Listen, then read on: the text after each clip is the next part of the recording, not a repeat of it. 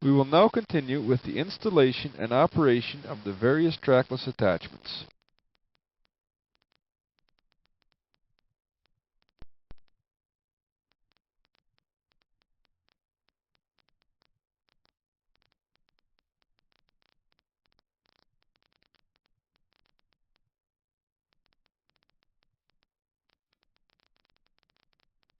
The Snowblower power takeoff shaft has a 3/8 by 2 1/4 shear pin.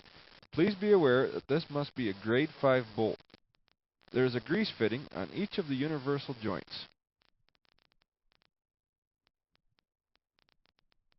Occasionally pull the PTO shaft apart and grease all 4 sides with a paintbrush. There are also 2 grease fittings on either side of the PTO shaft. Make sure the power takeoff is on the stand and that the push frame is approximately 10 inches off the ground.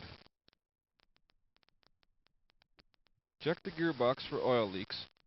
Make sure that all couplers are clean. Use an aerosol can or compressed air to clean.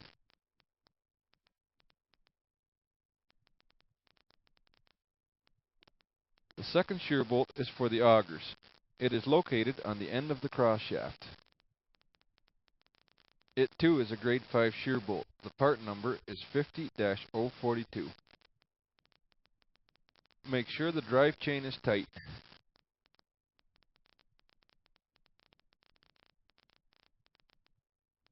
To adjust the chain, loosen the sprocket bolts and lower the threaded adjusting fork till the chain is tight. Moving to the front of the blower, there is a grease fitting on each end of the auger. All grease fittings must be greased every 8 hours. At the bottom we have a cutting edge. It is reversible. We do not advise people to wear it down right to the bolts because damage can occur to the underside of the blower.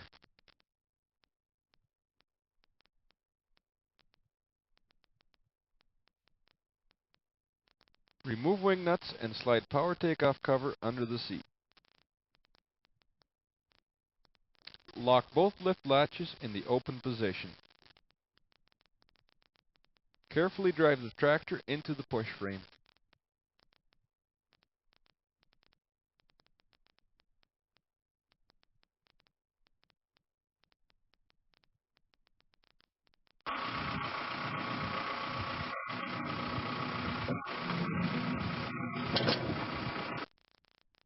Close the right lift latch and secure lock pin.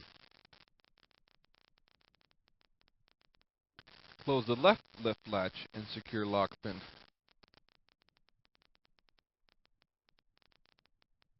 Hook up the front left cylinders. Carefully have an assistant lower the cylinders.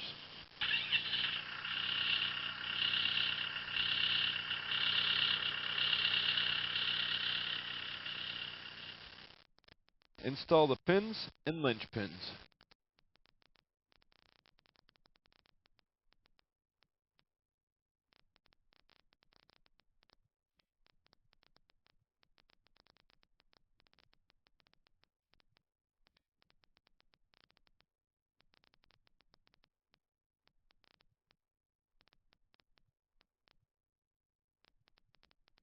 Lock all the forward-facing levers in the float position.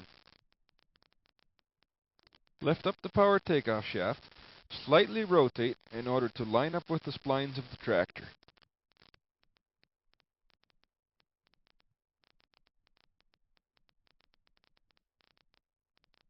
Depress detent pin and slide yoke until detent releases.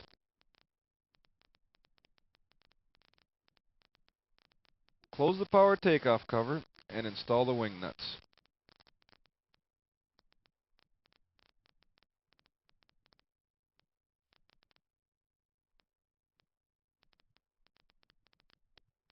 Guide the chute hoses through the tractor-mounted spring to the left side of the cab.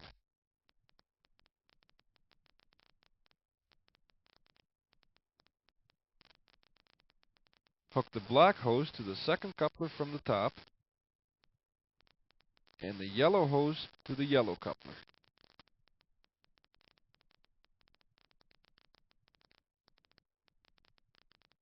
On the right side, hook up the black turntable hose to the second coupler from the top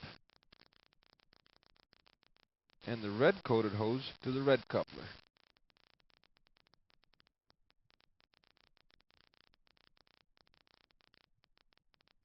Secure the top link to the cab with pin and linchpin. Adjust top link so cutting edge is approximately 3/4 of an inch off the ground.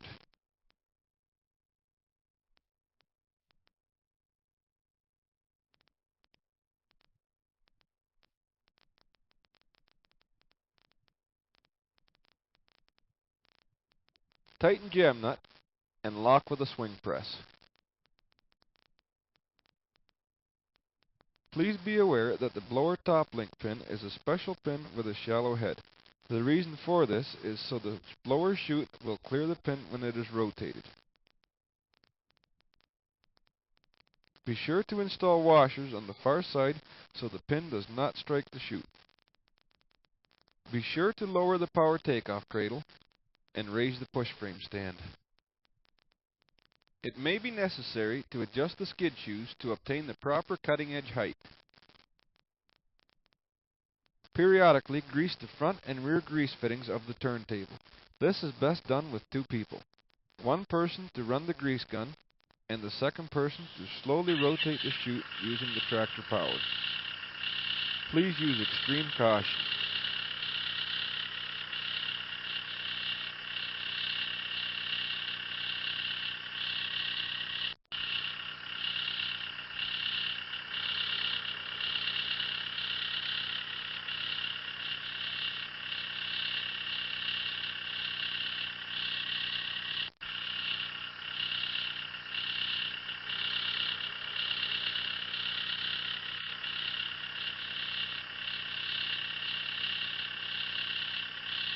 This then being the second grease fitting, it is done in the reverse rotation.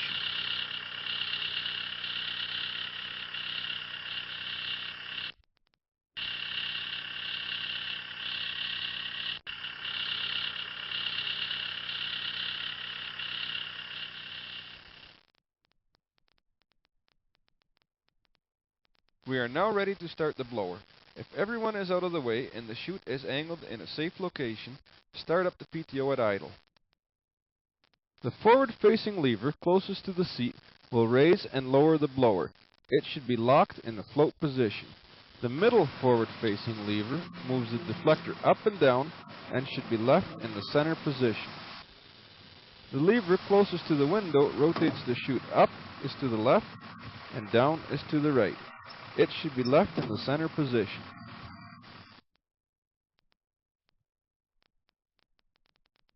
If the blower chute should get plugged, turn off the tractor, remove the front chute pin, open up the front chute enclosure, and with a small shovel, clean out the chute and the impeller blades. Close the chute enclosure and install the chute pin and hairpin.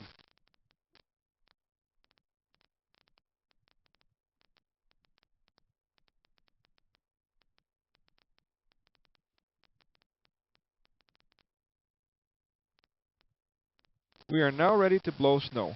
With the transmission in low and the engine at full throttle, chute aimed in the proper direction, slowly enter the snow drift. If the engine RPM drops below 2000 RPM, the ground speed needs to be reduced.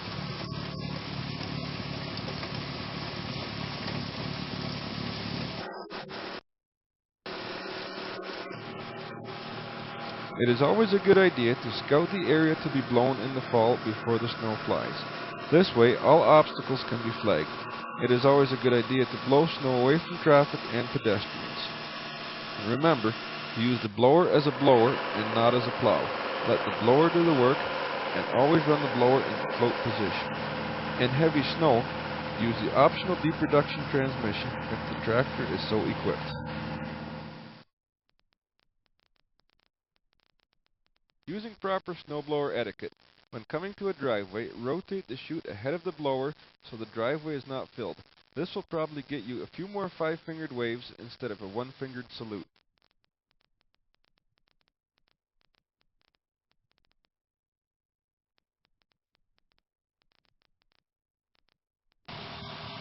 For truck loading ease, a front and side board have been added to extend the box height.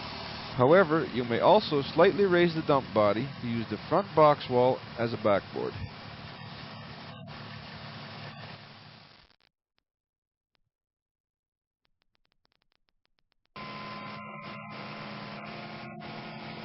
As you can see, the driver is experiencing excessive wheel spin and is using the blower as a battering ram.